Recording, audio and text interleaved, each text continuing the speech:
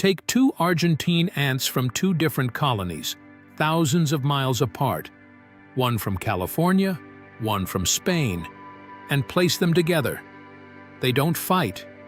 They groom each other, share food, and behave as if they've lived in the same nest their entire lives.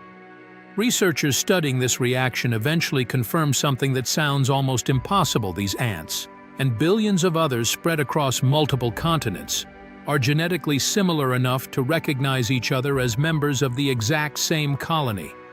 Not a similar colony, the same one. Some researchers now describe it as one of the largest cooperative units ever documented in the animal kingdom, a single ant society that may stretch across thousands of miles. To understand why that's possible, you have to stop thinking about an ant colony as a group of individuals and start thinking about it the way biologists increasingly do, as a superorganism, a single living system built out of thousands or millions of smaller parts, the same way your body is built out of trillions of individual cells. No single ant runs the colony. This surprises people every time, because the queen has a reputation as a ruler she doesn't actually deserve. She isn't giving orders, planning strategy, or directing the colony's behavior in any meaningful sense. Her role is closer to a single organ within a larger body, an egg-laying structure the colony depends on, but not a brain making decisions for everyone else. The actual decision-making happens somewhere else entirely, spread across the colony as a whole, emerging from thousands of individual ants, each following simple local rules and reacting to pheromone signals left by their nestmates. That distributed decision-making is where things get genuinely strange, because it produces results that look intelligent, coordinated, even strategic, without any individual ant understanding the plan. Consider foraging. When ants find food, they lay down a pheromone trail on the way back to the nest. Other ants follow that trail, and if the food source is worthwhile, they reinforce it with their own pheromones on the return trip, strengthening the path. Poor food sources get abandoned as the pheromone trail fades without reinforcement. Within a relatively short window, the colony as a whole has effectively calculated the most efficient route to the best available food source, without a single ant ever seeing the whole map or making a top-down decision. The intelligence lives in the system, not in any individual member of it. Some ant species take the superorganism concept somewhere even more literal. Army ants, when their colony needs to cross a gap or a body of water, don't build a bridge. They become one. Individual ants linking their bodies together with specialized leg hooks, forming a living structure the rest of the colony walks across.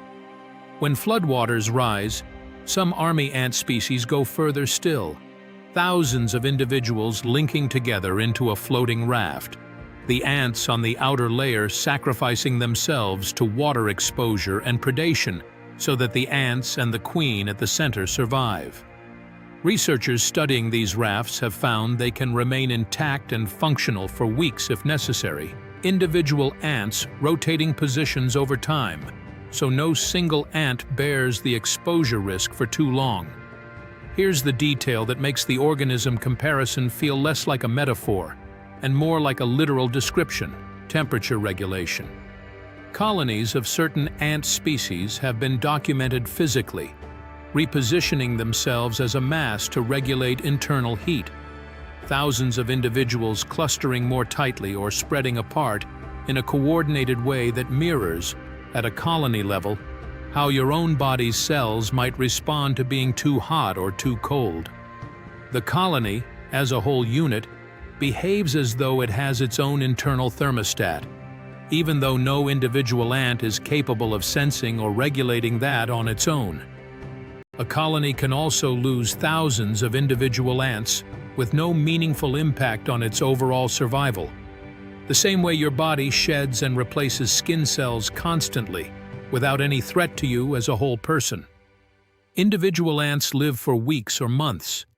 Some documented colonies have persisted continuously for decades, An organism, in every functional sense, that has long since outlived every single cell it started with. So the next time you see a trail of ants moving across a sidewalk, know that you're not looking at hundreds of individual decisions happening at once.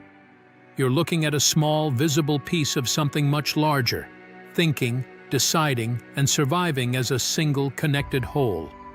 If a colony really does function as one organism, where do you think its mind actually lives? In the queen? In the trail itself? Or nowhere at all? Tell me your theory in the comments, and subscribe to NatureCrest for more deep dives into the animal kingdom's most extraordinary forms of collective intelligence.